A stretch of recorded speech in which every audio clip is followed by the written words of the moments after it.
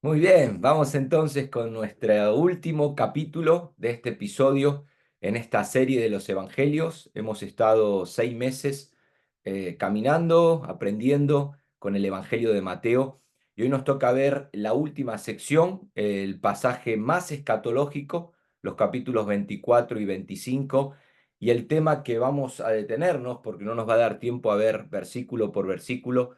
El tema que vamos a ver tiene que ver con la venida del Hijo del Hombre, registrada ahí en el capítulo 24, versículo 29 al 31. Pero quiero al menos presentar el tema de manera general con las diapositivas que estuvimos usando a lo largo de toda esta serie. Ahí teníamos, a ver si se los amplío para que podamos verlo mejor. Tengo aquí, ahí está. Ok, estábamos estructurando este evangelio en 5 partes, al igual que el Pentateuco, un evangelio que, como hemos dicho, fue dirigido a las comunidades judías. Y nos toca hoy el punto 5, la proclamación sobre la venida del reino. Así que cuando llegamos a esta última parte, tal vez es el capítulo o los capítulos que más dan lugar a diferentes escuelas de interpretación y yo quiero partir de un versículo, presentar esas escuelas de un modo breve y luego detenernos, como decía recién, en el capítulo 24, versículo 29 al 31, y poder ver desde una de esas tres escuelas que vamos a presentar qué es lo que el evangelista nos registra acerca de la venida del Hijo del Hombre.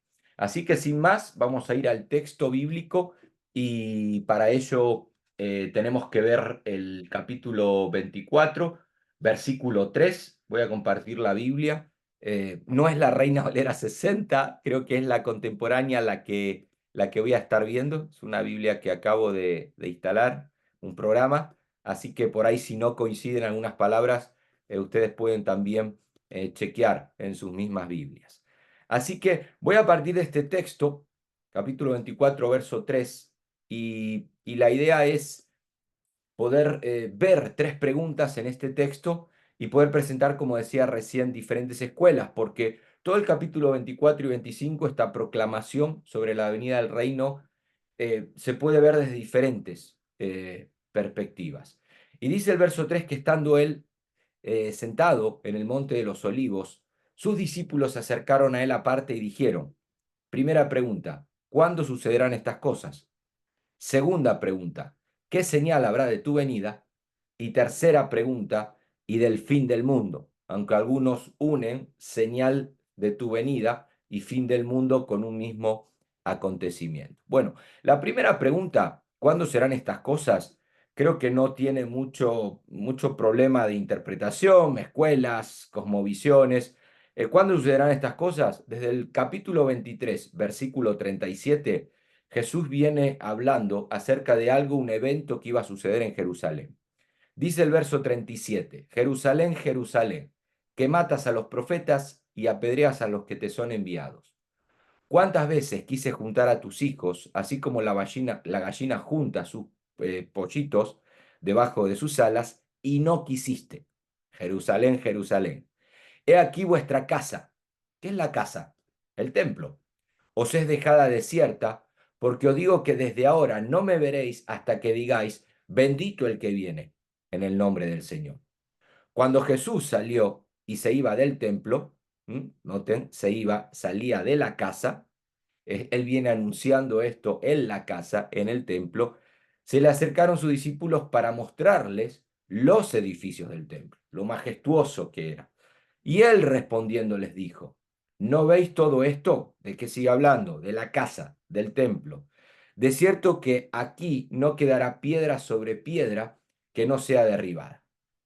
Estando él sentado en el monte de los discípulos, de los olivos, perdón, sus discípulos se acercaron a él aparte y le dijeron, dinos, ¿cuándo serán estas cosas? Primera pregunta. Bueno, ¿cuándo va a ser ese suceso en el que en la casa, en el templo, no va a quedar piedra sobre piedra? Y Jesús va a hablar a partir del versículo 4, eventos que van a acontecer cercano, señales que va a haber cercanas a esa destrucción del templo. Muchos vendrán en mi nombre, diciendo yo soy el Cristo, engañarán a muchos, oiréis de guerra, rumores de guerra. Todos estos eventos que vemos aquí son eventos históricos que se cumplieron en el año 70 con la destrucción del templo, tal y como podemos ver en la historia.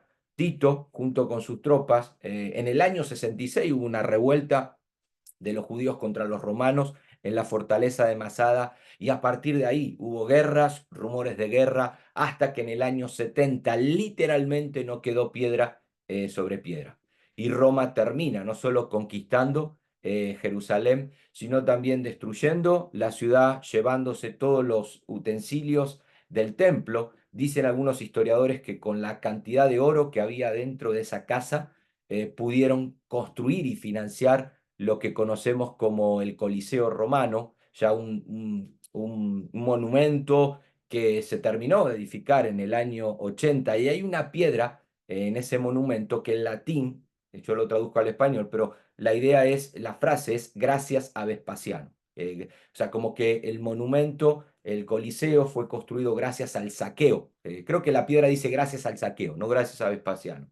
Y fue gracias a ese evento, en el cual no quedó piedra sobre piedra, que sacaron todo el oro del templo de Jerusalén y pudieron financiar lo que es el Coliseo romano. Así que con la primera pregunta no tenemos mucho aquí que argumentar. ¿Cuándo sucederán estas cosas? Y Jesús dice, hoy es de guerra, rumores de guerra, a partir del año 66 habrá turbación, se levantará nación contra nación, habría una sublevación de los celotes, macabeos. No quiero entrar tanto en la historia porque me quiero detener más en las otras dos preguntas. ¿Qué señal habrá de tu venida y del fin del mundo?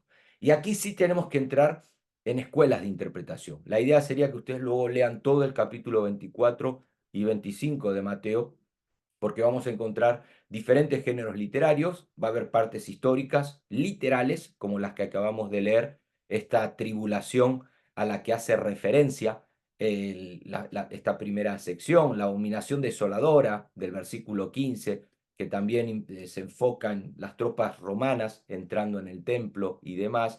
Entonces ustedes van a encontrar en el capítulo 24 y 25 secciones históricas, literales. Van a encontrar también género literario apocalíptico, que es el que nosotros vamos a estar viendo del versículo 29 al 31, diremos de aquí, pero también van a encontrar parábolas de la higuera prended, versículo 32. Luego van a ver ustedes más abajo en el 25, o cerrando el capítulo 24, la parábola de los mayordomos, la parábola de las 10 vírgenes. Es decir, es una sección, dos capítulos donde tenemos diferentes géneros literarios. Y cada género literario se debe interpretar a la luz de ese género, con la herramienta adecuada, y no tomar todo como un hecho histórico y literal. Así que vamos a detenernos nosotros en el versículo 3, en esas dos preguntas que acabamos de ver. ¿Qué señal habrá de tu venida y del fin del siglo? Y para eso quiero presentarles un cuadro sinóptico donde no todas las escuelas de interpretación coinciden en que estas preguntas se deben de responder desde una misma perspectiva.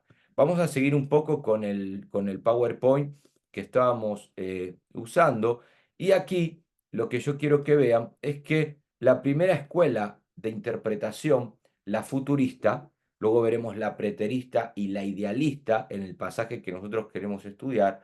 La escuela futurista toma que estas preguntas se deben responder mirando hacia el futuro. Es decir, ¿qué señal habrá de tu venida? De la segunda venida sería para el futurista, lo que conocemos como la parusía. Está mal escrito ahí, vamos a corregirlo.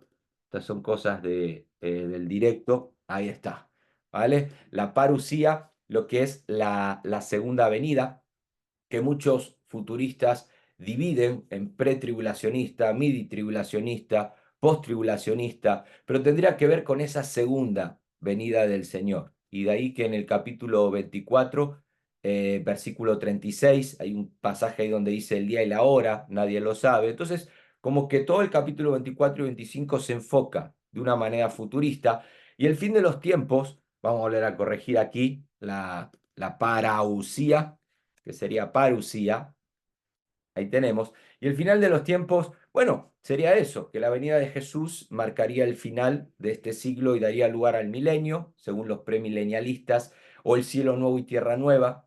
según los amilenialistas. Acá entraríamos en muchas escuelas de interpretación escatológica. Yo no quiero entrar en detalle, pero es una posibilidad que tenemos, que todo el capítulo 24 y 25 se podría ver desde una manera futurista. Sin embargo, el preterista, y voy a tener que seguir corrigiendo, perdónenme, vamos a corregir acá ya de una vez, vamos a corregir la parusía de una vez, así nos queda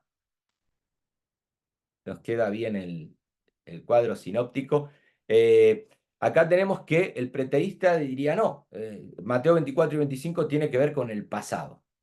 Y la venida no tiene que ver con una segunda venida como parusía, sino que tiene que ver con la venida en juicio, es decir, el juicio que acabo de mencionar en el año 70 después de Cristo. Jesús vendría mediante el Espíritu Santo en modo de juicio. Y aquí tenemos dos escuelas dentro de una misma escuela. El preterista total dice que todo se cumplió en el año 70 después de Cristo, mientras que el parcial lo ve como pasado hasta el versículo 35 y a partir del versículo 36, el día y la hora nadie lo sabe, ya lo enfoca de manera futurista.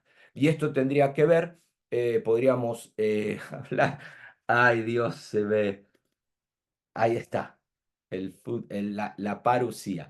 Estaríamos viendo que la pregunta que señala ahí de tu venida, bueno, y del fin del siglo, el fin del siglo no tendría que ver con el fin de los tiempos, sino con el fin del sistema cultual, de todo lo que se hacía en el culto. Ya ellos ahora no tendrían más templo y los cristianos de aquel primer siglo tenían que adaptarse a seguir viviendo en comunidades cristianas y no necesariamente en el templo, dado que sería destruido por las tropas romanas. Por lo tanto, noten cómo aquí tenemos dos escuelas de interpretación. Hay libros para aprender y profundizar sobre ambas escuelas. Yo les animo a que vean, generalmente todos nacemos en una escuela futurista, pero hay muchas características que coinciden con esta escuela preterista, sobre todo el famoso versículo, capítulo 24, verso 34, donde dice que no pasará esta generación sin que todo esto acontezca. Si quieren podemos verlo para que puedan, este es un texto que apoya mucho la postura o la escuela futurista, cuando el verso 34 dice, de cierto os digo, que no pasará esta generación hasta que todas estas cosas sucedan. Claro, cada generación en la Biblia son 40 años, coincide justo, Jesús está dando estas palabras en el año 30, una generación son 40 años, llegaríamos al año 70, bueno, encajaría de manera correcta, porque la generación de aquel primer siglo pudo ver todos esos acontecimientos y la escuela preterista aquí tendría un punto a favor. Claro, el futurista te toma este versículo y te diría, no, es la generación del futuro, la generación que va a ser parte de esa tribulación de la que va a haber un anticristo, la restauración o la reconstrucción de un templo, 7 años de tribulación en la tierra, donde Israel será perseguido, los que hayan quedado según el pretribulacionismo también serán perseguidos. Si algunos toman que la iglesia pasa la tribulación en esta escuela futurista, bueno, esa generación también lo va a ver. Así que aquí tendríamos mucho para hablar. Pero yo quiero detenerme en la escuela idealista, que la escuela idealista toma más todo esto de una manera más, al menos el versículo 30 capítulo 24, versículo 29 al 31, lo enfoca más de una manera simbólica, es decir, interpreta el género literario apocalíptico de una manera simbólica, como vamos a ver nosotros, y a pesar de que esta escuela idealista no descarta que hay hechos históricos, apoyaría ahí el preterismo, que hay hechos futuros, apoyaría el futurismo o el futurista, pero claro, en los versículos 24, capítulo 24, perdón, versículo 29 al 31, al menos ese texto que vamos a leer ahora, tendríamos que interpretarlo de una manera simbólica, dado que está escrito de modo apocalíptico. Saben que hay varias maneras hay muchos géneros literarios en la Biblia: narración, poesía, profecía, género apocalíptico, narrativa. Bueno, el género literario apocalíptico utiliza muchos símbolos, astros, ángeles, y es lo que nosotros vamos a leer en estos versículos. y detenernos en el tema que yo quiero hablar en esta última sección, que es la venida del Hijo del Hombre. Pero no desde la escuela futurista, tampoco desde la preterista. Vamos a enfocarlo usando las herramientas correspondientes a este tipo de género. Y para eso quiero que leamos la sección que corresponde a este género literario y poder llegar también a una aplicación como hemos hecho en cada episodio que nos pueda servir a nosotros para nuestro día a día y no dejarlo ahí como una sección escatológica, la venida del reino que tenga que ver con algo ajeno a nosotros hoy como iglesia. Lo voy a intentar hacer en 20, 25 minutos, habría mucho, repito, aquí para hablar, sobre todo viendo las otras partes preteristas, futuristas, pero al menos vamos a detenernos del verso 29 al 31 en esta sección. Cuando dice, pero inmediatamente después de la tribulación de aquellos días, leo y luego desarrollamos, el sol se oscurecerá, la luna no dará su resplandor, las estrellas caerán del cielo y los poderes de los cielos serán sacudidos. Entonces se manifestará la señal del Hijo del Hombre en el cielo. Y en ese tiempo harán duelo todas las tribus de la tierra y verán al Hijo del Hombre viniendo en las nubes del cielo, con poder y gloria. Él enviará a sus ángeles con un gran sonar de trompeta y ellos reunirán a los escogidos de él de los cuatro vientos desde un extremo del cielo hasta el otro. Vamos a ver este género literario apocalíptico que entendemos que al igual que el libro de Apocalipsis, en estas partes no hay que interpretar como literal, aunque yo entiendo que la escuela futurista toma el Apocalipsis de una manera literal. ¿Qué diferencia hay entre el género literario profético y apocalíptico? Bueno, el género literario profético generalmente uno puede leer, así dice Jehová.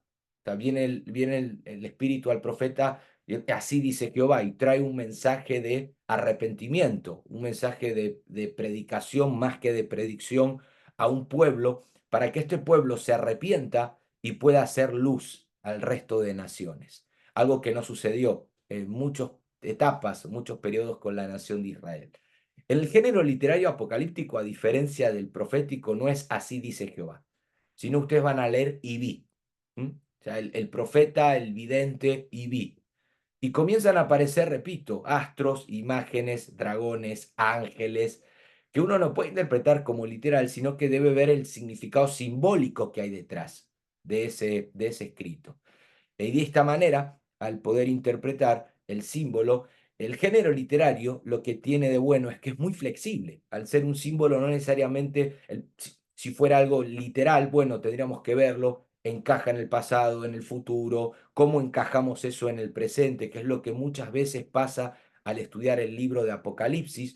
Entonces, al ser flexible, nosotros podemos ver que ese género literario sirve para cada generación. Claro que la primera pregunta, ¿cuándo sucederán estas cosas? Guerras, rumores de guerra, hambres, pestes, la abominación desoladora. Claro que el preterista se puede detener en el pasado, el futurista verlo como la tribulación. En otros pasajes como parábolas, podemos ver que cada parábola también, al utilizar un lenguaje figurado, es flexible sirve para cualquier generación. Bueno, el género literario apocalíptico tiene que ver con lo mismo. Entonces, cuando nosotros entramos aquí inmediatamente después de la tribulación de aquellos días, vamos a verlo nosotros de manera apocalíptica. O sea, sí entendemos que hubo una tribulación en el día de Tito, en el primer siglo. Sí podemos llegar a entender que puede haber una tribulación al final de esa segunda venida, de esa parusía, la tribulación de 7 años según la escuela futurista.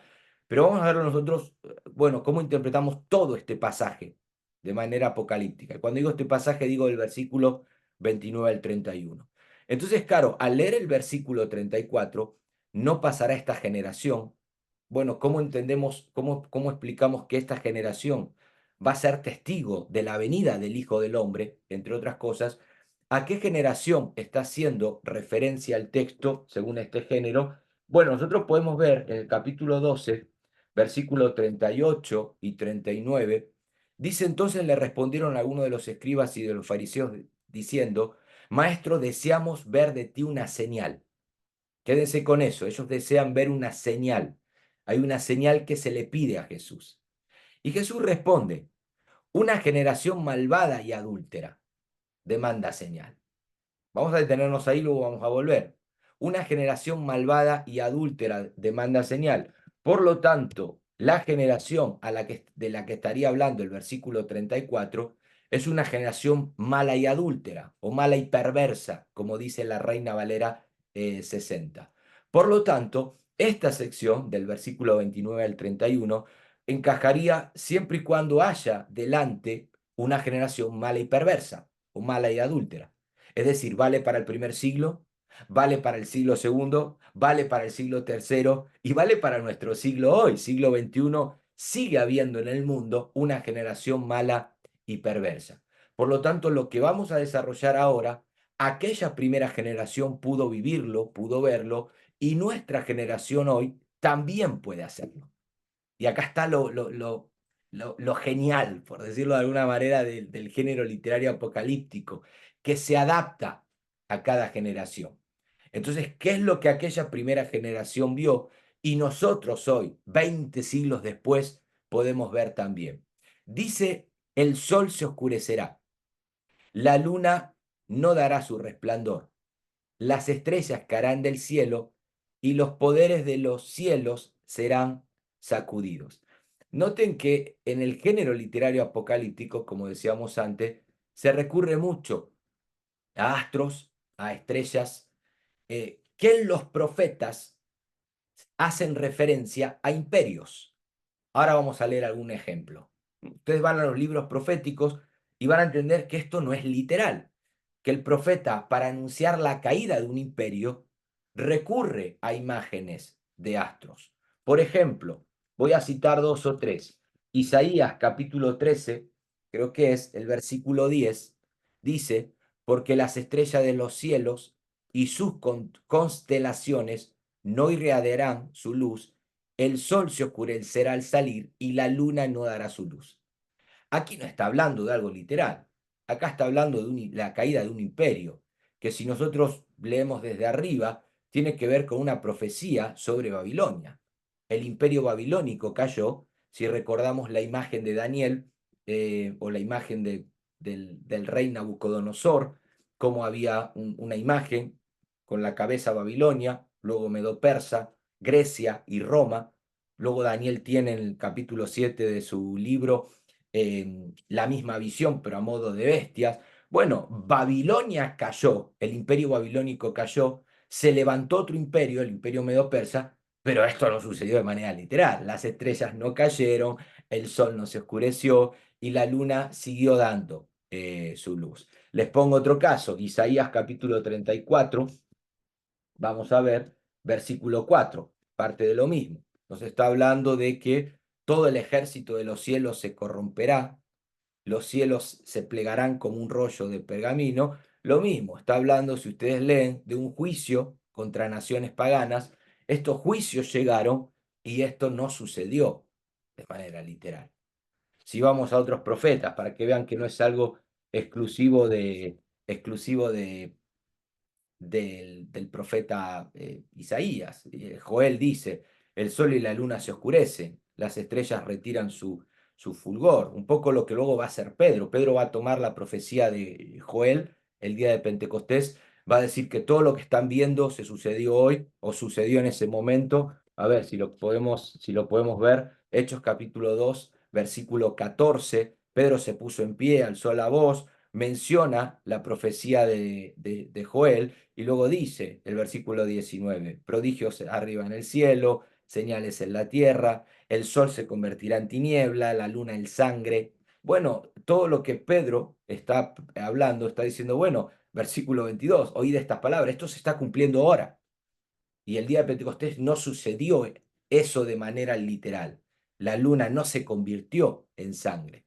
Por lo tanto, volviendo a nuestro pasaje, cuando vamos a Mateo capítulo 24 y leemos que inmediatamente después de aquellos días, con esa generación mala y perversa, suceden estos fenómenos astronómicos que podemos leer, El profeta, en este caso Jesús, está hablando de la caída de imperios. ¿Y por qué los relaciona el profeta con astros? Porque al igual que un astro, se enciende y se apaga, se enciende y se apaga. O sea, resurge, cae, pero puede volver a resurgir. Usted me dice, no, las estrellas si se apagan, ya está, murieron. Bueno, pero en aquellos días no había el conocimiento científico acerca de eso. Entonces ellos veían que estrellas se apagaban, pero luego se volvían a encender, y a pesar de que no era la misma estrella, ellos podían entender que era el mismo astro. Por lo tanto, el texto nos está mostrando aquí que mientras haya una generación mala y perversa, siempre habrá en el ser humano imperios que resurgen. Siempre habrá en el ser humano imperios que caen, pero ya sea ellos mismos se vuelven a levantar, vuelven a encenderse, o como en el caso que vimos de Babilonia. Babilonia cayó, pero al final resurge un imperio o nace un imperio nuevo con características similares. Por lo tanto, el texto está hablando aquí, y me encanta porque es tan flexible que se puede aplicar a cualquier generación, que en el ser humano habrá siempre este tipo de imperios, que no tiene que ver con Babilonia, Edom, como acabamos de ver, Roma, sino que tienen que ver con imperios destructivos, el afán, el consumismo, la marginación, el odio, la venganza, acciones que van en contra de todo aquello que es el reino de Dios. Entonces, mientras haya una generación mala y perversa, existirán estos imperios, y el Señor nos quiere dejar, o el evangelista nos quiere dejar en este relato, cómo nosotros podemos permanecer firmes ante esto. O sea, cómo yo puedo permanecer firme frente a este ataque que todos tenemos dentro. ¿Cómo nosotros podemos velar? Por ejemplo, como va a decir en el versículo 42, ¿cómo podemos estar alertas ante estas cosas que van a suceder? Imperios que nosotros, repito, parece que ya han caído, pero con el tiempo vuelven a resurgir. Y ahí es donde entra, que no hay manera de vencer estos imperios sin la manifestación de la venida del Hijo del Hombre a la tierra. O sea, esto que nosotros vamos a leer ahora, vamos a intentar dividirlo, esta señal, no, yo no puedo vencer estos imperios, y aquí entramos también en una escuela muy existencialista que está llevando este lenguaje apocalíptico al ser humano. Bueno, tendríamos cada generación mala y perversa, tendría que detectar esos imperios, esos regímenes, pero no podría hacerlo sin la señal del Hijo del Hombre. Y la pregunta es, bueno, ¿cuál es la señal del Hijo del Hombre en el cielo?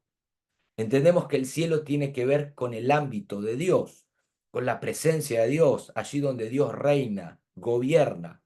Y la única señal que dio Jesús, si vamos nosotros a Mateo, el texto que veíamos antes, Mateo eh, capítulo 12 creo que era, a ver si lo puedo, Mateo capítulo 12 versículo 38, aquí está, Mateo 12 38, vamos a leerlo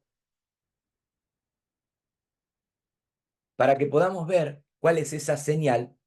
Los escribas y fariseos deseamos ver de ti señal, y Jesús les va a dar la señal. Ahora, ¿cuál es la señal? No la que ellos piden. No les será dada ninguna señal, sino la señal del profeta Jonás. Ellos esperaban una señal similar a Elías, que haga descender fuego del cielo, similar a Moisés, alguna plaga, porque creían en la venida de Elías y Moisés. Entonces, Jesús, si tú eres Elías, Moisés, bueno, muéstranos una señal. Ahora, ¿cuál es la señal del Hijo del Hombre? La señal del profeta Jonás, dice el verso 40. Porque así como Jonás, bueno, el final del versículo 39, esa es la señal del Hijo del Hombre, la señal del profeta Jonás. Porque así como Jonás estuvo 3 días y 3 noches en el vientre del gran pez, así también el Hijo del Hombre en el corazón de la tierra 3 días y 3 noches.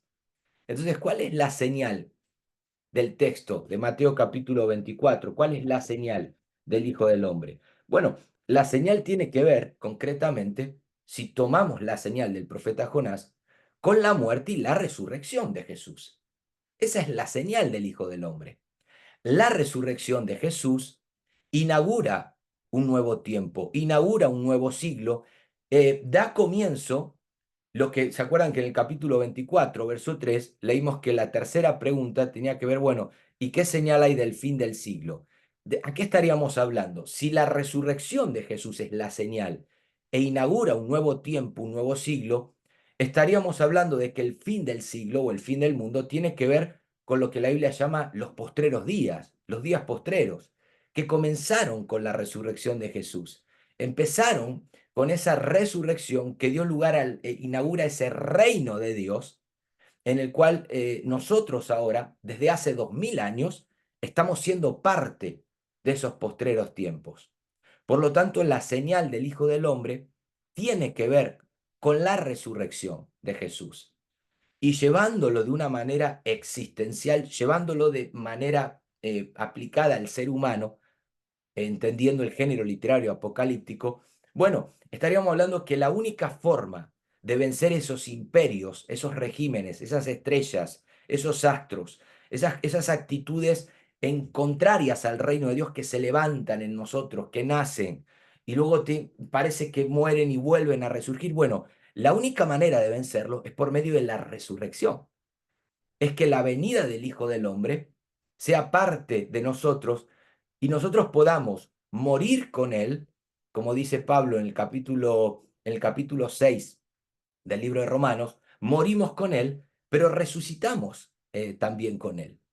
De esta manera, nosotros podemos ver que lo que la sección nos está diciendo, bueno, ¿cómo yo puedo velar y mantenerme firme ante esos imperios? Bueno, la única manera es ver la señal del Hijo del Hombre, que la resurrección de Jesús, que esa señal del profeta Jonás, bueno, ahora yo pueda experimentarla de manera personal. Por lo tanto, cuando seguimos leyendo la sección de este pasaje, dice que, claro, esto qué es lo que va a producir, esta señal, producirá que harán duelo las tribus de la tierra. Ese duelo no tiene que ver con algo negativo. Ese duelo es consecuencia de experimentar esa señal. Es el arrepentimiento que produce la resurrección de Jesús en la vida del ser humano.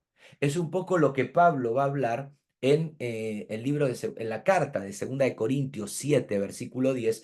Él habla de un lamento, de un duelo, de una tristeza que produce, una tristeza que viene del mundo, que produce muerte, que produce depresión, podríamos llamarlo nosotros hoy, pero que al mismo tiempo hay una tristeza, un duelo, un lamento positivo que produce arrepentimiento.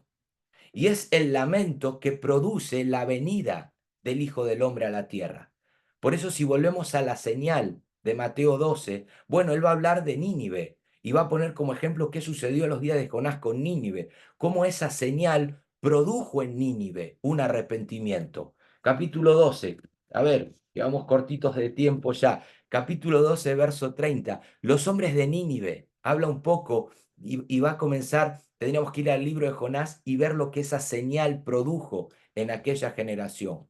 O ver lo que esa señal produjo en el libro de Hechos, capítulo 2, versículo 37. Hubo un compungimiento, hubo una aflicción que los presentes aquel día, durante la predicación de Pedro, esas 3000 personas que luego fueron bautizadas, bueno, hubo una aflicción, dice la Reina Valera 60, un compungimiento de corazón en ellos.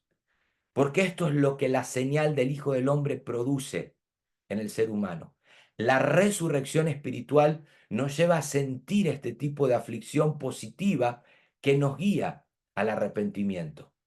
Entonces, tomando el texto de Mateo 24, versículo 29, hay una generación mala y adúltera, una generación perversa, donde se levantan imperios que van en contra de la voluntad de Dios. Y no hay manera de vencer esos imperios sin la señal del Hijo del Hombre. Cada vez que vemos la señal del Hijo del Hombre, hay una resurrección en nosotros que nos permite vencer esos imperios, lo cual no significa que con el tiempo vuelvan a resurgir o se levanten otros. Y acá está el punto con el cual podemos ir concluyendo. Bueno, entonces, ¿cuál es literalmente la venida del Hijo del Hombre en las nubes con poder y gloria? ¿De qué está hablando el texto? Bueno, para que esa resurrección se produzca en nosotros, se tiene que llevar a cabo esta venida.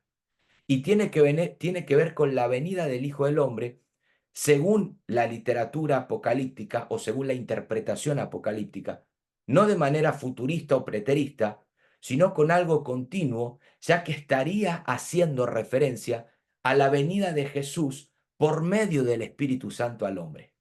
Es un poquitito lo que va a hablar en Juan 14, que tanto el Padre como Él, aquellos que le aman, vendría y haría morada en cada uno de ellos. La venida del Hijo del Hombre tiene que ver con la venida de Jesús por medio del Espíritu Santo, lo que Él dijo: yo me voy, pero envío otro ayudador, envío otro paracleto, otro consolador, para que haga la misma obra, pero ahora de manera interna. Por lo tanto, esto es lo que se lleva a cabo el día de Pentecostés, por poner un ejemplo.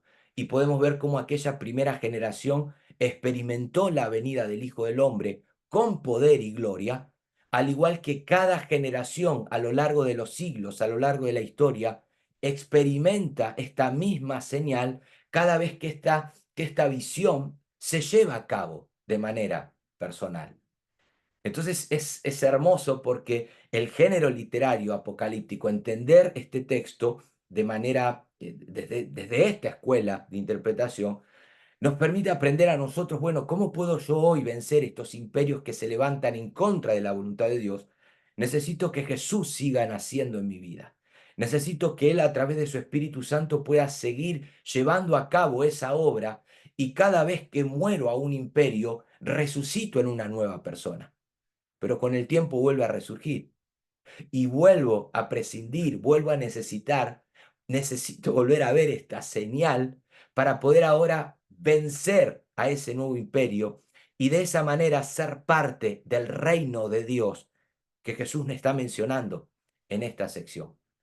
Y de ahí que, como conclusión, cuando uno experimenta esa venida, entonces, versículo 31, Él envía a sus ángeles, sus mensajeros. La palabra ángel es mensajero, que somos nosotros, con gran sonar de trompeta, anunciando el Evangelio. Nosotros somos esos ángeles que anuncian el Evangelio, y a través de nuestra predicación comenzamos ahora a transmitir un mensaje en el cual el reino de Dios se va edificando por medio de estos escogidos de los cuatro vientos de la tierra, desde un extremo del cielo hasta el otro. Somos nosotros esos ángeles que, a través del mensaje del Evangelio, que el lenguaje apocalíptico y profético muchas veces lo vas a ver como un gran sonar de trompeta, bueno, a través de ese mensaje, los escogidos de Dios, de los cuatro puntos de la tierra, aquellos que serán parte del reino de Dios, desde el primer siglo hasta el final de todo, hasta la consumación, podrán ser parte de este reino. A través de nuestro mensaje, otros podrán ver esa señal, y de esa manera el reino de Dios se va edificando aquí en la tierra.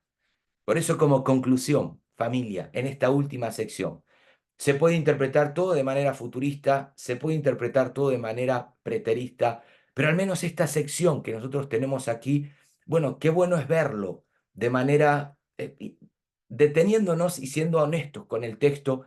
El género literario es apocalíptico y que es flexible, y de esa manera cada generación puede experimentar la venida del Hijo del Hombre, puede vencer esos imperios, esos patrones, esos ídolos que se levantan en nosotros, que nos alejan del reino de Dios, y esa venida del Espíritu que es continua a nosotros, que es diaria. Algunos lo llaman el proceso de santificación. Mirá, podés llamarlo de la manera que quieras, pero al final es la venida del Hijo del Hombre por medio del Espíritu a cada corazón, y podemos ir experimentando de manera paulatina, de manera gradual. Cada vez que veo la señal, cada vez que la señal del Hijo del Hombre se hace presente, hay un imperio que muere en mí, y yo resucito en una nueva persona para convertirme en ese ángel, en ese embajador, en ese mensajero que puede ahora anunciarlo a otros, para que toda generación pueda ver esa señal, y de esa manera poder edificar el reino de Dios aquí en la tierra. Un poquitito lo que oró Jesús en el Padre Nuestro: venga tu reino, venga tu reino. que la voluntad del cielo, el ámbito de Dios, se lleve a cabo en la tierra, en cada vida, y que a través de ese reino invisible, el reino de Dios, a través de nuestras vidas, se vaya haciendo visible. Y me encanta como dice en el libro de Hechos, de repente vino del cielo ese gran estruendo y todo lo que sucedió el día de Pentecostés, aquella generación fue parte de esa venida del Hijo del Hombre, pero cada generación a lo largo de los siglos puede ser parte viendo esa señal, viendo la resurrección de Jesús experimentada de modo personal, resurgiendo o naciendo de nuevo en una nueva criatura, en una nueva creación, una nueva persona. Con el tiempo hay imperios que volverán a surgir, ídolos que vuelven a nacer. Parecía que se habían apagado, pero ahí están todavía, mientras haya una generación mala y perversa. Pero Dios está llevando a cabo esa obra gradual por medio del ayudador, por medio del Espíritu Santo en cada uno de nosotros. Habría mucho más para hablar de Mateo 24 y 25, las parábolas, las partes históricas, el pasaje del día y la hora, nadie lo sabe también, tanto para ver ahí, pero tenemos que cerrar este episodio y todo el Evangelio de Mateo orando el Padre nuestro, que la voluntad del cielo sea llevada a cabo en la tierra. Señor, venga tu reino a mi vida, para que a través de esa señal tu voluntad pueda ser llevada a cabo en medio de esta generación mala y perversa a la cual seguimos perteneciendo. Habrá un día en que habrá una consumación final, un tiempo en el que prevalecerá la paz, el reposo, como dice Isaías capítulo 32, donde manifestaremos la justicia perfecta del Mesías. Pero mientras tanto somos nosotros, esos embajadores, esos ángeles, llamados a anunciar este reino, a edificar y ser parte de esa buena voluntad de Dios, agradable y perfecta, que nace en nosotros, pero como la levadura se debe transmitir hasta lo último de la tierra. Les abrazo, los espero en la próxima serie de Marcos. Cualquier pregunta que tengan pueden escribirme y seguimos charlando y aprendiendo juntos en este evangelio maravilloso de Mateo y en la Biblia como nuestro punto de partida, aún en temas tan presentes y actuales como los que hemos visto en el episodio de hoy. Les mando un abrazo y que Dios les guarde.